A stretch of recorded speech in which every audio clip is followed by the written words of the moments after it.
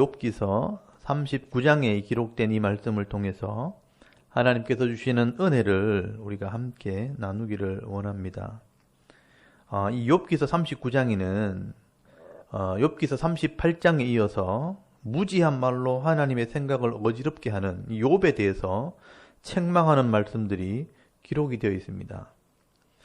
하나님에 대한 이런 작은 지식을 가지고 마치 하나님을 다 아는 것처럼 하나님을 호출하기도 하고 또 하나님의 이름으로 다른 사람들을 이기려고 했던 이 욥을 하나님이 책망을 하시는 겁니다.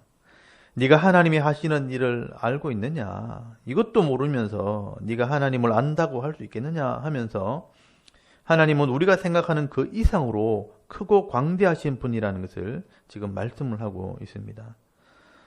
우리가 학교에서 친구가 잘못을 해서 선생님에게 혼나는 것을 이렇게 보면 나도 좀 조심을 해야지 하는 것처럼 여러분, 하나님께 혼이 나는 이 욥의 모습을 보면서 우리는 이 하나님 마음을 좀 깨달을 수가 있는 것입니다. 오늘 욥기서 39장에는 욥기서 38장에 이어서 짐승들을 다스리시는 그 하나님의 모습을 설명을 하고 있습니다. 어제 말씀을 나누었던 욥기서 38장 끝부분을 보시면 사자와 까마귀의 먹이를 준비하시는 하나님을 말씀하고 있다면 오늘 39장 1절에는요. 산염소와 암사슴에 대해서 말씀을 합니다. 하나님이 욥에게 산염소가 새끼를 치는 때를 네가 아느냐라고 질문을 하십니다. 여러분, 산염소는요. 일반 염소와는 달라서 경계심이 굉장히 강하다고 합니다.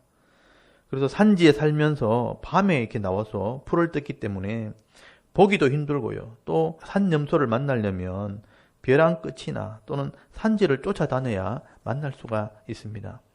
그렇기 때문에 양을 치는 목자라 할지라도 이 산염소의 습성이나 상태를 알기가 쉽지 않습니다. 그래서 하나님께서 네가 산염소의 새끼를 낳는 시기를 아느냐라고 욥에게 물어보시는 겁니다. 그리고 2절에는요. 암사슴이 새끼를 어떻게 낳는지를 설명을 합니다. 그것이 이 암사슴이 새끼를 몇 달 동안 뱃속에 넣고 다니는지 아느냐. 그 낳을 때를 네가 아느냐. 또 새끼를 낳으면 아무런 도움 없이 새끼를 이렇게 낳고 그 새끼가 들판에 있다가 돌아오지 않느니라라고 말씀을 합니다. 여러분, 이렇게 우리가 알지 못하는 이런 야생동물이라 할지라도 여러분, 사람의 도움을 받지 않아도 스스로 살아갈 수 있는 이런 지혜를 다 가지고 있다는 겁니다. 여러분, 이런 지혜를 누가 주었느냐라고 지금 질문을 하고 있는 겁니다. 그리고 5절에 보시면요. 누가 들나귀에게 자유를 주었느냐라고 묻습니다. 이 들나귀는요. 워낙 힘이 좋고 민첩해서 사람들이 길 들일 수 없는 그런 짐승이라고 합니다. 그래서 동방에서는요. 이런 들나귀를 자유의 상징으로 이야기를 한다고 합니다. 이렇게 사람들이 길 들일 수도 없고 사납고 거친 짐승들도 하나님께서 다 기르시고요. 먹이신다는 것을 지금 말씀을 하는 겁니다. 그리고 9절에 나오는 들소도 마찬가지입니다. 들소는 집에서 기르는 소와는 다르게요. 사람들에게 길들여지지 않는 그런 습성을 가지고 있다고 합니다. 그래서 9절 10절에 보시면 들소가 어찌 기꺼이 너를 위하여 일하겠으며 네 외양간에 머물겠느냐. 네가 능히 줄로 매어 들소가 이랑을 갈게 하겠느냐. 그것이 어찌 골짜기에서 너를 따라 썰애를 끌겠느냐. 그것이 힘이 세다고 네가 그것을 의지하겠느냐. 네 수고를 그것에게 맡기겠느냐라고 말씀을 합니다.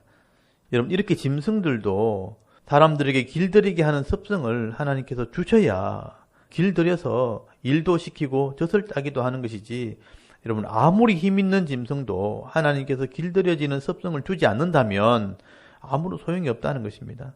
이 짐승들의 이런 습성들을 누가 주장하고 있는지를 욥에게 묻고 있는 것입니다. 그리고 13절에 보시면요. 날지 못하는 새의 타조에 대해서 말씀을 합니다.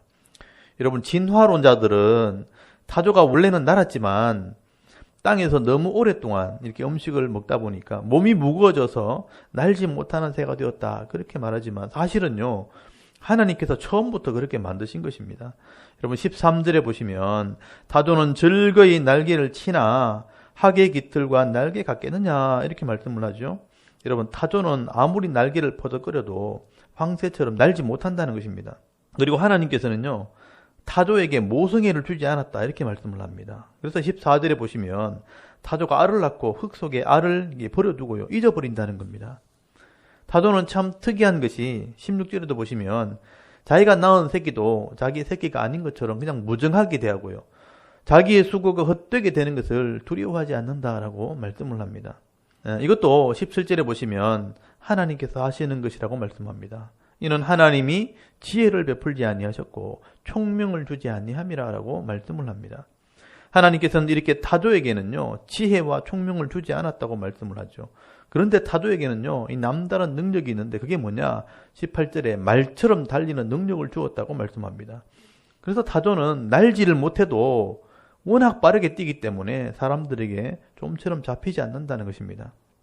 이렇게 사람들이 가까이 하기 힘든 이런 짐승들, 산염소나 암사슴이나 들나귀나 들소나 이 타조 같은 짐승들, 사람이 감당하지 못하는 이런 짐승들이지만 하나님께서 다 보살피시고요 지켜주신다고 말씀을 하는 것입니다.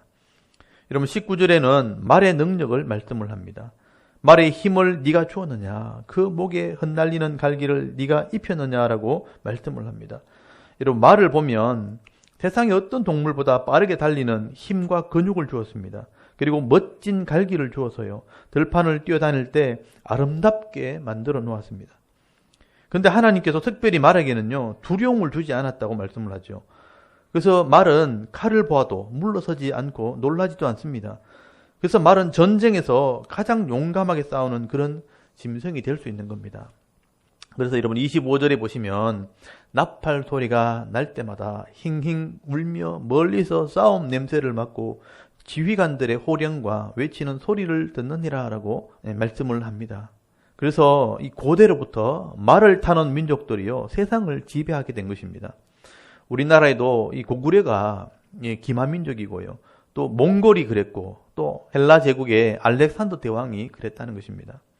그리고 26절에는 이 하늘에서 최고의 자리에 있는 이 매와 독수리에 대해서 말씀을 합니다. 26절에 매에게는 따뜻한 기류를 따라 하늘을 날기 위해서 남쪽으로 내려가는 지혜를 주셨다라고 말씀을 합니다. 여러분 다른 새들은요 엄청나게 날갯짓을 해야 날지만 이런 매와 독수리는요 따뜻한 이런 상선 기류를 타고 빙빙 돌면서 하늘로 올라가는 그런 지혜를 주셨기 때문에 날갯짓을 그렇게 하지 않아도 높은 곳을 날 수 있게 된다는 것입니다. 여러분 이런 지혜를 누가 주었느냐 이렇게 말씀을 하는 겁니다. 그리고 27절에도 독수리는 높은 바위나 낭떠러지의 둥지를 틀고요 새끼를 낳아서 먹이를 사냥을 합니다. 그래서 독수리의 눈은 다른 어떤 새보다 더 뛰어나다는 겁니다. 이런 지혜를 하나님께서 이런 새들에게 주셨다는 것입니다. 여러분 땅에서 가장 강한 사자부터 하늘의 맹금류 독수리까지 사람이 범접할 수 없는 이런 짐승들이지만 하나님께서 지혜로 이 모든 짐승을 먹이시고요 또 각각 삶을 살아갈 수 있도록 지혜와 총명을 주시고 그들의 생명들을 하나님이 주관하고 계신다는 것입니다.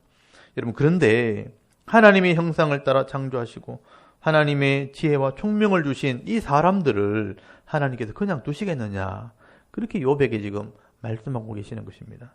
그런데 여러분 사람들은요 미련하게 하나님의 지혜와 총명을 받았으면서 하나님이 하시는 일에는 별로 관심이 없고요 오직 내 욕심, 내 자존심 또는 내 손에 있는 것만 쳐다보면서 내가 아는 것이 다이고 내가 가지고 있는 것이 다인 것처럼 그냥 어리석은 인생을 이렇게 살아간다는 것입니다. 그래서 하나님께서 욥에게 말씀하십니다. 네 눈을 들어서 하나님께서 만드신 이 천지 만물을 한번 보라는 것입니다. 누가 이 땅을 만들었고 누가 이 땅을 주관하고 있으며 누가 이 땅을 다스리고 있는지 한번 생각해 보라는 것입니다. 여러분 시편 121편 1절 2절 말씀해 보시면 내가 산을 향하여 눈을 들리라. 나의 도움이 어디서 올까? 나의 도움은 천지를 지으신 여호와에게서로다 라고 말씀을 하고 있습니다. 사실 우리의 이런 모든 생명과 모든 능력과 우리 삶의 모든 도움은 사실 천지를 지으신 창조주 하나님께서 온다는 것을 여러분 꼭 기억할 수 있기를 바랍니다. 여러분 오늘도 하루 삶을 시작하기 전에 하나님께서 욥에게 말씀하시는 이런 하나님의 지혜를 여러분 묵상하시면서 하나님 앞에서 내 작은 지식을 자랑하고 내 손으로 해놓은 것들 자랑하기 전에 내게 일할 수 있는 힘과 능력을 주시고요. 감당할 수 있도록 은혜를 베풀어 주시는 이런 하나님을 자랑하고 그 하나님께 감사하고 찬송하면서 일평생 이 믿음의 삶을 살아갈 수 있는 저와 여러분의 이런 영적인 모습이 될 수 있기를 주의 이름으로 축원합니다. 아멘. 우리 잠깐 기도드리겠습니다.